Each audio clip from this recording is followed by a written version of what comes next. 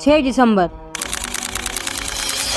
जिसको मुस्लिम एक black day का नाम देते हैं। और वो क्यों, ये हम सबको पता है, क्योंकि उस दिन बाबरी मस्जिद को शहीद किया गया था। लेकिन इन सबको ना सोचते हुए एक हराम के टुकड़ों पे पलने वाली बगैरत औरत ने मुसलमानों को हर्ट करने के लिए इस ब्लैक डे को व्हाइट डे में बदलने की सोचा। और इसने क्या कहा, इस बगैरत औरत के मुंह से ही सुन लो।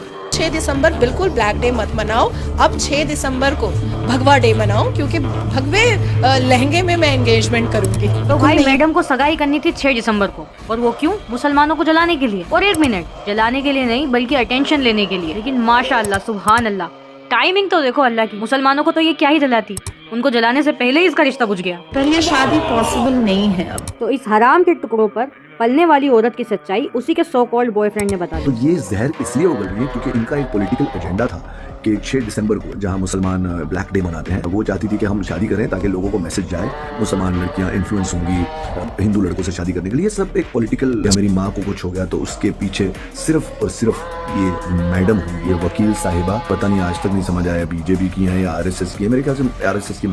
ये औरत तो चाहती थी कि ये मुसलमानों को जलाए और मुसलमानों को चिढ़ाए और उनकी बेटियों को बहका दे। लेकिन अल्लाह ताला की ऐसी फटकार इसको लगी कि अब ये खुद 6 दिसंबर को ब्लैक डे कहेगी। तो इस नफरती टट्टू के बारे में मैं तुम्हें ये बता दूं कि ये वही औरत है जो आए दिन इस्लाम के ऊपर सवाल खड़े करती रहती है, इस्लाम के ऊपर उंगलियां उठाती है। ये तो एक चीज समझ में नहीं आती है कि मदरसे की जरूरत ही क्या है भारत को। हमारा भारत तो कोई इस्लामिक है नहीं, हमारा तो भारत संवैधानिक है। अरे भाई, कैसे जरूरत नहीं है, क्योंकि अगर तुम्हारे माँ बाप ने तुम्हें वक्त पे मदरसों में पढ़ने के लिए भेजा होता तो आज लोग तुम्हारे लिए ये सब नहीं कह रहे होते। मैं आपको बोल रहा हूँ, देखो मैं तो 4 महीने उसके साथ था, ये देखो यहाँ पर मेरे साथ रह चुकी है वो।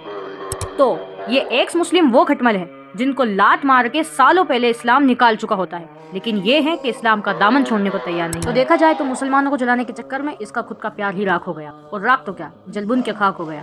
और इससे हमें ये लेसन मिलता है, जो अपनी जिंदगी को दूसरों को जलाने में लगा दे, उसका फ्यूचर रिश्ता ही जल जाता है। क्योंकि इस औरत जैसे लोग कहते तो हैं कि हमने इस्लाम को छोड़ दिया है, लेकिन एक बार इनके व्यू का कैलकुलेटर तो चेक करो, इसके घर का बिजली का बिल भी इस्लाम को टारगेट करके ही भरा जाता होगा। तो तुम्हें तो मेरी यही नसीहत है कि अगर तुम्हें आगे से इस्लाम सीखना हो तो अल्लाह के घर से सीखना, ओयो से नहीं। ये देखो यहाँ पर मेरे साथ रह चुकी है वो। क्योंकि उसके अलावा इन्हें आता भी क्या है। ये ऐसे खजेले कुत्ते हैं जो भौंकेंगे भी इस्लाम पे और खाएंगे भी इस्लाम का ही।